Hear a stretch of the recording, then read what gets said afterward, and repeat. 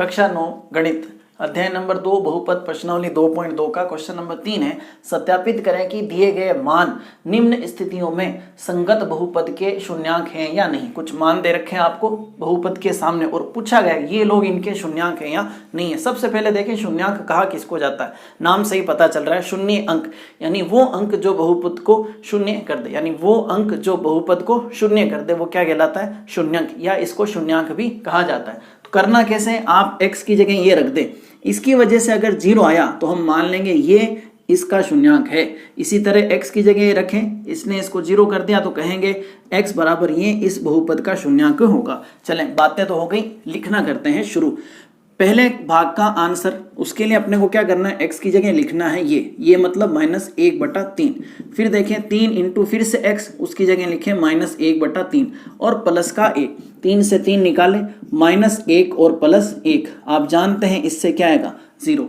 क्या इस मान ने इसको 0 किया, बिल्कुल किया, तो ये इसका बहुपद होगा। लिखना कैसे है, चूंकि p की जगह -1/3 रखा, p में हमने कितना रखा बहुपद में, -1/3, उससे क्या आया, 0।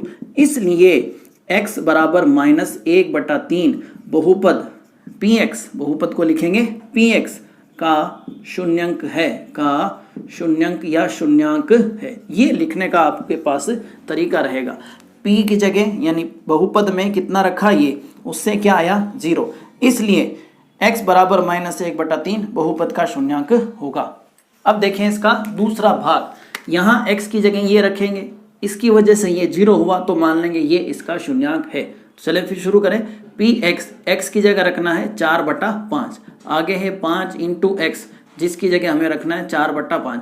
पाई का मान आजकल होता है 22/7, 5 से 5 कटेगा, बचेगा 4, -22/7। अब इसको सरल कर लें तो 7 का 4 से गुणा करेंगे तो 28, -22 और बटे में 7, 28 में से 22 निकालेंगे तो 6/7। क्या इसकी वजह से 0 आया, नहीं आया। तो क्या लिखना है, चूंकि बहुपद में हमने रखा 4/5 और वो बराबर नहीं हुआ 0 के, इसलिए ये वाला मान x बराबर 4/5 px यानी बहुपद का शून्यांक नहीं होगा, का शून्यांक नहीं होगा। ये है आपके इस भाग का आंसर। इसी तरह तीसरा पार्ट हम करके देखेंगे। देखें यहाँ 2 मान पर अपने को चेक करना है, 1 पर भी और -1 पर भी, यानी इसको 2 बार करना है।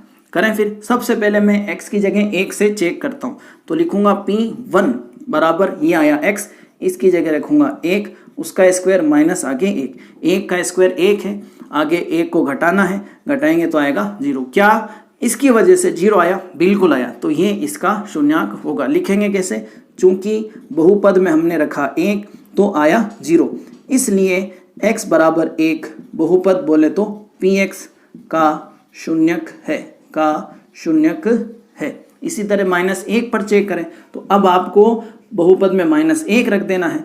ये रहा x, इसकी जगह -1 रखें, इसने x का स्क्वायर किया, आप भी करें -1 लगाएं, -1 का स्क्वायर भी 1 ही होगा, 1 में से 1 निकालोगे तो 0। क्या इसने इसको 0 किया, बिल्कुल किया, इसका मतलब ये इसका बहुपद होगा। तो लिखेंगे कैसे, चूंकि बहुपद में -1 रखा और उससे आया 0, इसलिए x बराबर -1 इस बहुपद यानी px का शून्यक होगा, का शून्यक होगा। ये हुआ तीसरा भाग कंप्लीट। इसी तरह चौथा भाग भी हम करेंगे। यहाँ भी x के 2 मान हैं, -1 और 2। सबसे पहले -1 को चेक करेंगे तो लिखेंगे p-1 यानी बहुपद में हम कितना रख रहे हैं, -1 रखें, ये आया x -1 + 1, फिर से आया x रखें -1 और आगे -2। अब इसको सरल करके देखना है। देखें माइनस प्लस कट जाएंगे यानी कि 0 देंगे, इनटू ये दोनों जुड़ेंगे -3 देंगे, लेकिन 0 होने की वजह से इनटू में क्या आएगा आपके 0। तो क्या इसने इसको 0 किया, बिल्कुल किया, इसका मतलब ये इसका शून्यांक है। लिखेंगे कैसे, चूंकि बहुपद में रखा -1 उससे आया 0, इसलिए x बराबर क्या रखा था आपने, -1, वो इस बहुपद यानी px का शून्यक है, का शून्यक है। इसी तरह 2 पर भी चेक कर लो। तो अब हम रखेंगे p2 का मतलब बहुपद में 2 रखेंगे, ये आया x, इसकी जगह पट को 2 प्लस का 1, फिर से आया x, फिर से 2 रखो -2, यहाँ होगा आपके 3 और यहाँ 2 में से 2 गए तो 0, फिर से 0 आया, इंटू करवाओ किसी से भी तो 0 कर देगा।